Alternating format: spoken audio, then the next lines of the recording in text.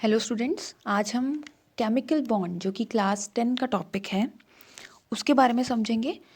Let's start doing it. Chemical bonds are of two types. आपके पास दो तरह के केमिकल बॉन्ड्स होते हैं, ionic bond and the covalent bond. आज का जो हमारा टॉपिक है उसमें हम कोवेलेंट के बॉन्ड के बारे में नहीं बात करेंगे, आयनिक बॉन्ड के बारे में बात करेंगे। तो क्या होता है ionic bond? Ionic bond connect करता है मेटल्स को नॉन मेटल्स के साथ। तो बच्चों, आपको इसके बारे में पता है, this is the short form of periodic table. आपको पता है आपकी बुक में ये पीरियोडिक टेबल है। लेसन नंबर 5 को अगर आप चेक करेंगे तो उसमें आपको पीरियोडिक टेबल दिया होगा। यहाँ से मैंने कुछ मेन एलिमेंट्स लिखे हैं, मैंने पूरा पीरियोडिक टेबल नहीं बनाया है। यहाँ से हम समझेंगे कि सबसे पहले तो हम ये देख लेते हैं कि आयनिक बॉन्ड्स क्या करते हैं, कनेक्ट करते हैं मेटल्स को नॉन मेटल्स को। और पीरियोडिक टेबल में मेटल्स कहाँ होते हैं और नॉन मेटल्स कहाँ होते हैं? पीरियोडिक टेबल में लेफ्ट हैंड साइड पे होंगे मेटल्स, एंड जो ये आपको स्टेयरकेस नज़र आ रहा है रेड लाइन से जो बना है, इसके दूसरी तरफ क्या होंगे? नॉन मेटल्स होंगे। तो जब ये मेटल्स नॉन मेटल के साथ कंबाइन करेंगे तब कौन सा बॉन्ड बनेगा, या कौन से बॉन्ड के थ्रू ये कंबाइन करेंगे, कनेक्ट करेंगे? ये करेंगे आयनिक बॉन्ड के through combine. So let us take an example of sodium chloride. ये देखिए, इसमें बच्चों सोडियम है, ये मेटल है, क्लोरीन जो है वो नॉन मेटल है। आप फिर से पीरियोडिक टेबल देखिए, सोडियम कहाँ है? सोडियम यहाँ है। एंड क्लोरीन कहाँ है? क्लोरीन नॉन मेटल्स में यहाँ पे मिलेगा आपको। ठीक है, ये ग्रुप नंबर 17 है। आपको पता है लास्ट वाला ग्रुप कौन सा होता है? 18 होता है।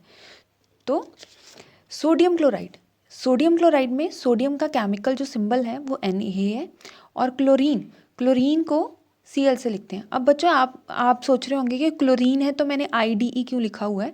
बेटा, ये आप याद रखिए कि जब मेटल नॉन मेटल के साथ कनेक्ट करता है तो जो नॉन मेटल होता है उसके नाम में कुछ चेंजेस आते हैं। जैसे INE चेंज हो गया IDE में, ऐसा सब हर केस में होगा। क्लियर? जब मेटल्स नॉन मेटल के साथ कनेक्ट करेंगे तो जो नॉन मेटल का नेम है उसमें लास्ट में IDE आ जाएगा। क्लियर?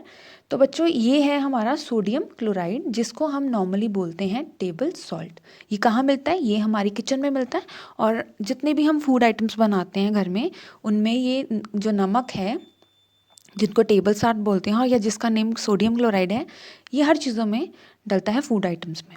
क्लियर? तो ये उसको क्या बोलते हैं? कॉमन नेम है उसका सोडियम क्लोराइड का टेबल सॉल्ट। तो बच्चों, और इसको आगे के टॉपिक को बढ़ाते हैं हम। तो सोडियम का एटॉमिक नंबर कितना होता है? 11। एंड इसका क्लोरीन का एटॉमिक नंबर कितना होता है? 17। इतना समझ लग गया? अब अगर बच्चों इलेक्ट्रॉनिक कन्फिग्रेशन हम देखेंगे तो इलेक्ट्रॉनिक कन्फिग्रेशन कुछ इस तरह से होगी। ठीक है, देयर आर 11 इलेक्ट्रॉन्स। सोडियम के पास 11 इलेक्ट्रॉन्स होते हैं, and there are 17 electrons with chlorine atom.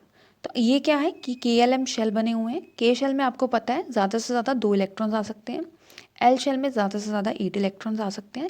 8 electron से ज़्यादा नए इलेक्ट्रॉन्स आते हैं। आपको पता है, आपने क्लास 9 में भी किया, 2n² का फॉर्मूला होता है। ठीक है, तो ये देखा हमने इलेक्ट्रॉनिक कन्फिग्रेशन करके। 11 थे तो 2 8 + 1 11 हो गए। यहाँ पे 17 थे, 2 8 8 से ज़्यादा नहीं, यहाँ पे 9 नहीं लिखेंगे एल शेल में। एल शेल में सिर्फ 8 आएंगे, बाकी के जो इलेक्ट्रॉन्स होंगे वो नेक्स्ट शेल के पास चले जाएंगे। तो ये तो हो गई इलेक्ट्रॉनिक कन्फिग्रेशन। अब बच्चों, इसकी स्ट्रक्चर ड्रॉ करें तो स्ट्रक्चर ड्रॉ करेंगे तो कैसे होगी? क्लोरीन की कैसे हो जाएगी स्ट्रक्चर? ऐसे। एंड सोडियम की कैसे होगी? सोडियम का हो जाएगा इस तरह से स्ट्रक्चर ड्रॉ। K शेल हो गया ये, सेंटर में जो है वो न्यूक्लियस है। न्यूक्लियस में कौन रहते हैं?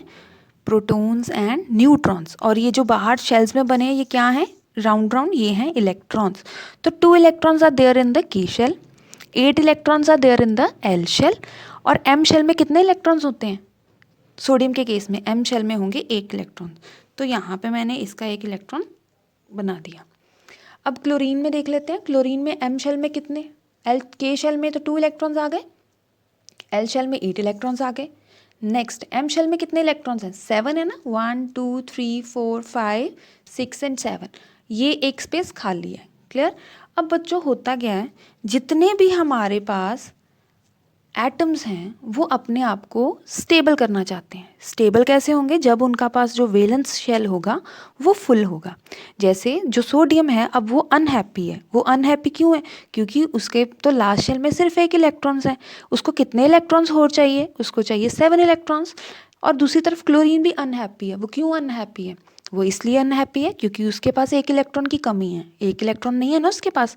तो अब इन्होंने क्या किया, सोडियम और क्लोरीन ने मिलके सोचा कि हम एक इलेक्ट्रॉन सोडियम क्लोरीन को दे देगा। क्या करेगा क्लोरीन से? सोडियम क्या करेगा? सोडियम अपना एक इलेक्ट्रॉन किसको ट्रांसफ़र कर देगा? क्लोरीन को दे देगा।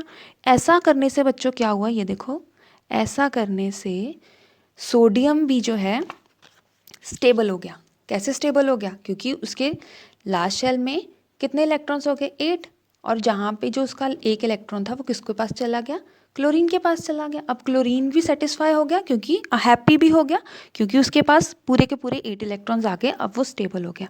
अब बच्चों दूसरी तरफ क्या हुआ, पहले तो क्लोरीन के पास थे, पहले क्लोरीन के पास थे 17 प्रोटॉन्स एंड 17 इलेक्ट्रॉन्स। क्लियर? और कितने थे सोडियम के पास? सोडियम के पास थे 11 प्रोटॉन्स एंड 11 इलेक्ट्रॉन्स। अब जब एक इलेक्ट्रॉन ट्रांसफ़र कर दिया, सोडियम ने अपना एक इलेक्ट्रॉन क्लोरीन को दे दिया ना, तो अब सोडियम के पास क्या बच गया? सोडियम के पास बच गए 11 प्रोटॉन्स। प्रोटॉन्स अभी भी सेम ही है, लेकिन उसने एक इलेक्ट्रॉन दे दिया ना अपना क्लोरीन को, तो अब 11 इलेक्ट्रॉन्स की जगह कितने इलेक्ट्रॉन्स बच गए? 10 इलेक्ट्रॉन्स। क्लोरीन के केस में क्या होगा? क्लोरीन के पास पहले 17 प्रोटॉन्स थे, 17 ही इलेक्ट्रॉन्स थे। अब उसने एक इलेक्ट्रॉन ले लिया ना सोडियम से, तो अब उसके एक इलेक्ट्रॉन्स में एक इलेक्ट्रॉन प्लस हो गया, 18 आ गया। अब बच्चों आप देखिए किसका साइज बढ़ गया? अब बताइए आप मुझे, यहाँ पे इलेक्ट्रॉन्स कम हैं, यहाँ पे इलेक्ट्रॉन्स कम है ना, तो यहाँ पे कौन से चीज़ें ज़्यादा हैं? पॉजिटिव चार्ज, प्रोटॉन्स ज़्यादा हैं, तो यहाँ पे क्या आ जाएगा? सोडियम के पास पॉजिटिव चार्ज। और यहाँ पे इलेक्ट्रॉन्स ज़्यादा है ना, क्योंकि प्रोटॉन्स तो अभी भी 17 है, इलेक्ट्रॉन ज़्यादा है, तो यहाँ पे क्या आ जाएगा? क्लोरीन पे नेगेटिव चार्ज आ जाएगा। तो देखिए, तो ये इस तरह से बन गया सोडियम क्लोरीन, बन गया ना सोडियम क्लोराइड। सोडियम के ऊपर कौन सा चार्ज आ जाएगा? Positive charge. और क्लोरीन के ऊपर कौन सा चार्ज आ जाएगा? Negative charge. और बच्चों इसी के साथ हम एक और पॉइंट याद रखेंगे, ये देखिए, सोडियम मेटल है ना, अब मेटल्स क्या करते हैं? मेटल्स करते हैं इलेक्ट्रॉन को लूज, और जब भी कोई मेटल इलेक्ट्रॉन को लूज करेगा तो कौन सा चार्ज आ जाएगा? Positive charge. इसीलिए इसके ऊपर पॉजिटिव चार्ज आया क्योंकि इसने इलेक्ट्रॉन ट्रांसफर कर दिया था अपना। अब जो क्लोरीन है वो क्या है? नॉन मेटल है ना। आपने पीरियोडिक टेबल को देखा ना अभी जो मैंने दिखाया आपको, तो क्लोरीन के पास नेगेटिव चार्ज क्यों आ गया? क्योंकि बच्चों उसने इलेक्ट्रॉन को गेन कर दिया। पहले उनके पास इलेक्ट्रॉन्स कम थे, अब एक ज़्यादा हो गया। तो इसीलिए जब पॉजिटिव और नेगेटिव चार्जेस, आपको पता है पॉजिटिव और नेगेटिव चार्जेस क्या करते हैं? आपस में अट्रैक्शन करते हैं। क्लियर? और जब पॉजिटिव एंड नेगेटिव चार्जेस आ गए तो हम अब इसको क्या बोल देंगे? आयन बोल देंगे। तो अब ये क्या बन गई हमारी? Ionic bonding. क्लियर? ऐसे किया ना हमने। अब हम इसका फटाफट से रिव्यू कर लेंगे। केमिकल बॉन्ड के बारे में पढ़ रहे हैं, केमिकल बॉन्ड में हम आयनिक बॉन्ड स्टडी कर रहे हैं। अब जो आयनिक बॉन्ड होता है वो क्या करता है? कनेक्ट करता है मेटल को नॉन मेटल से। एग्जाम्पल हमने ली सोडियम क्लोराइड की। सोडियम क्लोराइड को क्या बोलते हैं? Table salt. सोडियम का एटॉमिक नंबर 11, क्लोरीन का एटॉमिक नंबर 17। अब कॉन्फ़िगरेशन करेंगे तो कॉन्फ़िगरेशन में क्या आ जाएगा? 281 सोडियम के केस में एंड 287 क्लोरीन के केस में। सोडियम के पास कितने नंबर ऑफ प्रोटॉन्स है? 11 ही प्रोटॉन्स हैं, 11 ही इलेक्ट्रॉन्स हैं, क्योंकि उसका एटॉमिक नंबर 11 है। अब क्लोरीन के पास देख लेते हैं, 17 है एटॉमिक नंबर, तो 17 प्रोटॉन्स आ गए, 17 इलेक्ट्रॉन्स आ गए। अब देखिए यहाँ पे इसको ऐसे कर देते हैं, 11 हो गए ना इसके पास, 11 हो गए इसके पास इलेक्ट्रॉन्स। इसके पास कितने हैं? इसके पास लास्ट शेल में 7 है, टोटल कितने थे? 17। अब एक इलेक्ट्रॉन इसको वहाँ देना पड़ेगा। क्यों दे रहा है वो इलेक्ट्रॉन? क्योंकि every electron wants to stable, every electron wants to have full valence shell. तो एक इलेक्ट्रॉन इसने अपना इसको दे दिया, तो इसका बाहर वाला शेल ख़त्म हो गया। अब ये देखिए इस तरह से हो गया। ऐसा करने से क्या हो गया? ट्रांसफ़र कर दिया ना उसने इसको इलेक्ट्रॉन, एक इलेक्ट्रॉन इसने इसको ट्रांसफ़र कर दिया। अब नंबर ऑफ़ इलेक्ट्रॉन्स यहाँ से कम हो गए, पहले 11 थे अब 10 हो गए। यहाँ पे क्या हुआ? पहले 17 थे अब 18 हो गए। अब साइन बढ़ गया ना, इलेक्ट्रॉन ज़्यादा बढ़ गए तो नेगेटिव चार्ज आ गया, अगर इलेक्ट्रॉन्स कम हो गए तो पॉजिटिव चार्ज आएगा। तो देखो अगर इसका मॉलिक्यूल इस तरह से बन जाएगा ना, सोडियम क्लोराइड। और ये आपने याद रखना है आप कि जो मेटल्स होते हैं जब वो इलेक्ट्रॉन को लूज़ करते हैं पॉजिटिव चार्ज आ जाएगा, और नॉन मेटल्स होते हैं वो गेन करते हैं, इसीलिए उनके ऊपर नेगेटिव चार्ज आ जाएगा। अब हम एक छोटी सी एग्जांपल देख लेते हैं कि हम इसको पेपर में कैसे लिखेंगे। अब बच्चे उसको पेपर में कैसे लिखेंगे, अब हम वो देखेंगे। आयनिक बॉन्डिंग है, 2 एलिमेंट्स हैं हमारे, 2 एटम्स हैं हमारे पास, sodium and chlorine. Electronic configuration लिखेंगे। इलेक्ट्रॉनिक कन्फिग्रेशन के बाद ये देखिए 281 आ गया। अब क्या करेगा, 1 इलेक्ट्रॉन लूज़ करेगा ना सोडियम, क्योंकि वो स्टेबल होना चाहता है, तो 1 इलेक्ट्रॉन हमने लूज़ कर दिया। उसके बाद क्लोरीन क्या करना चाहता है, वो 1 इलेक्ट्रॉन को गेन करना चाहता है, तो क्या करेगा, इलेक्ट्रॉन गेन करने की वजह से उसके पास नंबर ऑफ इलेक्ट्रॉन इंक्रीज हो गया। अब उस पर साइन कौन सा आ गया, माइनस का आ गया। तो जो लास्ट शेल में इलेक्ट्रॉन है वो हम डॉट से रिप्रेजेंट करेंगे। अब क्लोरीन के लास्ट शेल में 7 थे तो क्रॉस से रिप्रेजेंट कर दिए। एक उसके पास एम्प्टी शेल है, तो सोडियम ने क्या किया, अपना 1 इलेक्ट्रॉन ट्रांसफर कर दिया क्लोरीन को। तो जो लूज़ करेगा इलेक्ट्रॉन उसके पास पॉजिटिव चार्ज आ जाएगा, और जो गेन करेगा उसके पास क्या आएगा, negative charge. So this is how it's to be done. Thank you. Hello students. Recently we have studied how to form ionic bond. अभी हमने सीखा कि ionic bond कैसे फॉर्म होंगे। अब हम सीखेंगे कि how to write a chemical formula of ionic compounds. ionic compounds form तो कर लिए, लेकिन उनका केमिकल फॉर्मूला हम कैसे बनाएंगे। So let's start doing it. सबसे पहले बच्चों इनको स्टेप्स में हम सीखेंगे कि जब भी आप कोई आयनिक कंपाउंड लिखते हैं, आयनिक कंपाउंड में एक तरफ आता है, पहले आता है मेटल आयन, दूसरी तरफ आता है नॉन मेटल्स आयन। क्लियर। अभी नंबर 2 पे हम क्या करेंगे, नंबर 2 पे हम लिखेंगे सिंबल्स। क्लियर। सॉरी, नंबर 1 पे हम क्या लिखेंगे, सिंबल्स लिखेंगे। नंबर 2 पे हम सिंबल्स के बाद लिखेंगे वैलेंसी। क्लियर। जो हमारे पास मेटल आयन होगा, नॉन मेटल आयन होगा, उनके सिंबल्स लिखने के बाद हम क्या लिखेंगे, स्टेप 2 होगा हमारा वैलेंसी लिखने का। 3rd नंबर पे हमारे पास क्या आ जाएगा, फॉर्मूला आ जाएगा।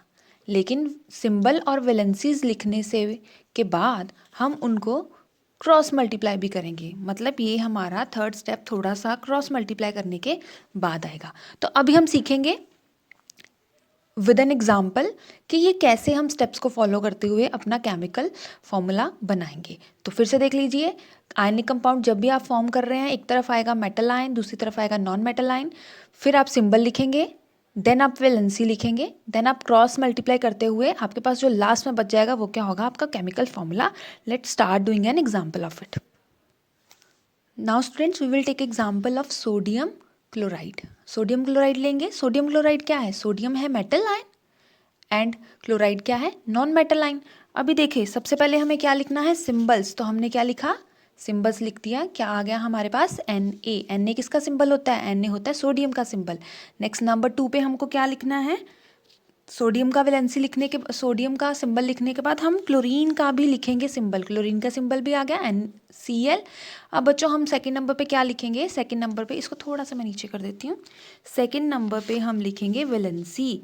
अब वैलेंसी क्या है, वैलेंसी हम कैसे फाइंड करेंगे, ये देखिए बच्चों, ये है मेरे पास पीरियोडिक टेबल, जो आप लोगों की बुक्स में 10th क्लास के बच्चों की बुक्स में तो बना आता है पीरियोडिक टेबल, और 9th क्लास के बच्चों की बुक में नहीं बना होगा। तो बेटा you can take a screenshot by pausing the video को पॉज करके आप स्क्रीनशॉट ले लीजिए। अब देखिए ये मेटल्स के नेम है। आप इस पीरियोडिक टेबल को ना डिटेल में क्लास 10 में पढ़ते हैं, लेकिन अभी के लिए आप इतना समझ लीजिए कि ये आपका पीरियोडिक टेबल है, जिसमें कुछ जो गैप्स हैं ना, इनमें भी एलिमेंट्स के नेम आते हैं, लेकिन मैंने अभी वो लिखे नहीं हैं। मैंने सिर्फ वही एलिमेंट्स के नेम लिखे हैं जो आपके लिए सफिशिएंट है क्लास 9 में केमिकल फॉर्मूलाज को बनाने के लिए। ये कुछ एलिमेंट्स के नेम हैं। ये आपको जो रेड कलर का स्टेयरकेस नज़र आ रहा है, ये मेटल्स को नॉन मेटल्स से अलग कर रहा है, मतलब लाइन के इस तरफ मेटल्स हैं एंड लाइन के उस तरफ क्या है, नॉन मेटल्स हैं। बच्चों ये जो आप ऊपर देख रहे हैं ये है वैलेंसीज। वैलेंसीज तो आपने करी हुई है। वैलेंसीज क्या होता है, number of electrons present in the last shell ना, तो ये वैलेंसीज हैं। अब आप इसको ऐसे समझिए कि ये इन मेटल्स के एड्रेसेस हैं, जैसे हम लोगों के घर का एड्रेस होता है वैसे ही इन मेटल्स की एड्रेसेस हैं। तो अब देखिए हमने कौन सा मेटल लिया, हमने लिया सोडियम क्लोराइड, सोडियम ले लिया। अब सोडियम का एड्रेस देखें या वैलेंसी देखें, क्या होगा, सोडियम का वैलेंसी कितना है, 1। तो हम क्या लिख देंगे, सोडियम का वैलेंसी 1 आ गया। क्लियर। अभी देखते हैं हम क्लोरीन का। क्लोरीन यहाँ पे है, क्लोरीन का वैलेंसी क्या है, क्लोरीन का एड्रेस क्या है 1, क्लोरीन का भी 1 है तो हम यहाँ पे भी 1 लिख देंगे। अब मैंने आपको फॉर्मूला जनरेट करने से पहले क्या बताया था, हम लोग क्या करेंगे, हम करेंगे क्रॉस मल्टीप्लाई। क्रॉस मल्टीप्लाई कर n को 1 से किया तो यहाँ पे n आ जाएगा, Cl को 1 से मल्टीप्लाई किया तो क्या आ जाएगा, यहाँ पे Cl आ जाएगा। तो ये देखिए आ गया ना। अब बच्चों यहाँ पे क्रॉस लगा हुआ क्यों, क्योंकि हम ऐसे नहीं लिख सकते हैं, आपने ये 1 नहीं लिखना होता है, इसको फॉर्मूला को आप लिखेंगे ऐसे, ये एक्यूरेट है। अगर आप पेपर में दूसरी तरह से लिखेंगे 1 लगा देंगे तो वो गलत हो जाएगा।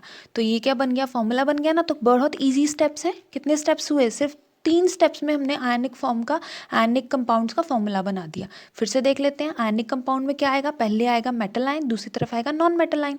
अब हमने एग्जांपल ले ली सोडियम क्लोराइड की। सबसे पहले नंबर पे क्या लिखेंगे, सिंबल्स हमने लिख दिए। नंबर 2 पे क्या लिखते हैं, वैलेंसीज हमने लिख दिया। वैलेंसीज के लिए आप ये चार्ट की हेल्प ले सकते हैं। वैलेंसीज लिखने के बाद आप क्या करते हैं, फॉर्मूला बनाने से पहले क्या करना होता है, हमें क्रॉस मल्टीप्लाई। जब हम क्रॉस मल्टीप्लाई करेंगे तो हमारे पास ये फॉर्मूला आ गया NaCl। Let's take a look at another example. Now student, second example is magnesium chloride. Magnesium क्या है, मेटल है। क्लोराइड क्या है, नॉन मेटल है। तो देखिए, देख लेते हैं। अगर मैग्नीशियम मेटल है तो इसको कहाँ होना चाहिए, इसको लेफ्ट हैंड साइड पे होना चाहिए। देखिए ये यहाँ पे है ये। और क्लोरीन तो नॉन मेटल है, आपने पहले भी देखा क्लोरीन कहाँ है, यहाँ पर। तो ठीक है, हमने सबसे पहले क्या लिखने हैं, सिंबल्स। तो हम सिंबल्स लिखेंगे। सबसे पहले हमने लिख दिया सिंबल मैग्नीशियम का Mg एंड क्लोराइड का Cl। सेकंड नंबर पे हमको क्या लिखना है, हमको वैलेंसी लिखना है। तो हम वैलेंसी को यहाँ पे चेक करेंगे। वैलेंसी मैग्नीशियम का कितना है 2 और क्लोरीन का कितना है 1। तो हम लिखेंगे मैग्नीशियम का वैलेंसी आ गया 2 और क्लोरीन का आ गया 1। अब फॉर्मूला जनरेट करने से पहले यहाँ पे कौन सा स्टेप होता है, यस, क्रॉस मल्टीप्लाई का। हमने क्या किया, क्रॉस मल्टीप्लाई। अब क्रॉस मल्टीप्लाई करने के बाद देखो क्या आएगा, मैग्नीशियम को 1 से मल्टीप्लाई करेंगे तो M आ जाएगा Mg, और क्लोरीन को 2 से करेंगे तो क्या आएगा Cl2। तो इसको कैसे लिखेंगे आप लिख के देखिए, वीडियो को पॉज करिए और खुद से लिखिए और मेरे आंसर के साथ अपना आंसर मैच कीजिए। Yes, this is the right answer. क्या बन जाएगा, MgCl2। इसी के साथ बच्चों एक और एग्जाम्पल देख लेते हैं। Next example is lithium oxide. अब लिथियम का सिंबल क्या होता है भाई, लिथियम का सिंबल फर्स्ट नंबर पे लिखेंगे Li, लिथियम का सिंबल होता है। ऑक्साइड का सिंबल क्या होता है, ऑक्सीजन का सिंबल क्या होता है O। अब लिथियम का एड्रेस क्या है, मीन्स लिथियम का वैलेंसी क्या है, चार्ट से देख सकते हैं। लिथियम का वैलेंसी है 1 और ऑक्सीजन का वैलेंसी कितना है 2। देखिए यहाँ पे माइनस वगैरह जो लिखा हुआ है, आपने वैलेंसी लिखते समय माइनस प्लस नहीं लिखना है, आपको सिर्फ नंबर ही लिखना है। कुछ बच्चे गलती करते हैं। तो लिथियम का वैलेंसी हमने कितना देखा, 1 देखा, तो हमने यहाँ पे 1 लगा दिया। अब हमने क्या देखा, ऑक्सीजन का वैलेंसी कितना था, 2 था, तो हमने 2 लगा दिया। अब क्या करेंगे, अब हम करेंगे क्रॉस मल्टीप्लाई। ये किया हमने क्रॉस मल्टीप्लाई। क्रॉस मल्टीप्लाई करने के बाद क्या आ जाएगा बच्चों, लिखिए ज़रा, वीडियो को पॉज करिए और खुद से अपना आंसर लिखिए। Yes, this is LiO2, lithium oxide. अब बच्चों हम चलेंगे पॉलीएटॉमिक आयंस की तरफ। बेटा ये जो चार्ट आप देख रहे हैं ये है पॉलीएटॉमिक आयंस का चार्ट। आपको पता है पॉलीएटॉमिक आयंस का मतलब क्या होता है, पॉली का मतलब क्या होता है, मोर देन 1 एटम्स। जब हमारे पास मोर देन 1 एटम्स कंबाइन करते हैं तो वो क्या बनाते हैं, पॉलीएटॉमिक आयंस। यहाँ पे मैंने जो कुछ इंपॉर्टेंट पॉलीएटॉमिक आयंस हैं जो आपको क्लास 9 में केमिकल फॉर्मूला लिखने के लिए ज़रूरी हैं वो मैंने लिख रखे हैं। जैसे वैलेंसी 1 किन की है, अमोनियम NH4 की कितनी वैलेंसी है 1, हाइड्रोक्साइड OH की वैलेंसी है 1, नाइट्रेट NO3 की कितनी वैलेंसी है 1, हाइड्रोजन कार्बोनेट HCO3 की वैलेंसी 1 है। तो ये 1 वैलेंसी वाले मैंने अलग से लिख दिए। जिन पॉलीएटॉमिक आयंस की वैलेंसी 2 है वो मैंने अलग से लिख दी है, carbonate, sulphide and sulphate. And number 3 पे जिसकी वैलेंसी 3 है वो क्या है, फॉस्फेट है, तो मैंने इनको अलग से लिख दिया है। तो अब हम पॉलीएटॉमिक आयंस का जो है फॉर्मूला जनरेट करेंगे सिमिलर बेसिस पे ही। तो बेटा स्टार्ट कर लेते हैं सोडियम सल्फेट से। अब सोडियम का सिंबल क्या होता है, सोडियम का सिंबल होता है Na। सल्फेट किसको बोलते हैं, SO4 को क्या बोलते हैं, सल्फेट। ये देखिए सल्फेट आ गया। अच्छा, अब हम इनकी वैलेंसीज को चेक करेंगे। अब Na की वैलेंसी आपको याद हो गई होगी, कितनी होती है Na की वैलेंसी, यस 1। अब सल्फेट कौन से ग्रुप में था भाई, ये देखिए ये सल्फेट है, सल्फेट की वैलेंसी क्या है 2, SO4 2 माइनस। तो हम क्या लगा देंगे, मैंने आपको पहले भी बताया था माइनस और प्लस का साइन नहीं लगाना है। वैलेंसी के साथ, तो कितना आ जाएगा, 2 आ जाएगा ना। तो यहाँ पे हमने 2 लगा दिया। अब हम क्या करते हैं बताइए। अब हम करेंगे क्रॉस मल्टीप्लाई। क्रॉस मल्टीप्लाई करने के बाद कौन सा फॉर्मूला हमारा बन जाएगा बताइए। क्रॉस मल्टीप्लाई करने के बाद अपना फॉर्मूला बनाइए, वीडियो को पॉज करिए। क्या बन जाएगा, यस, Na2SO4।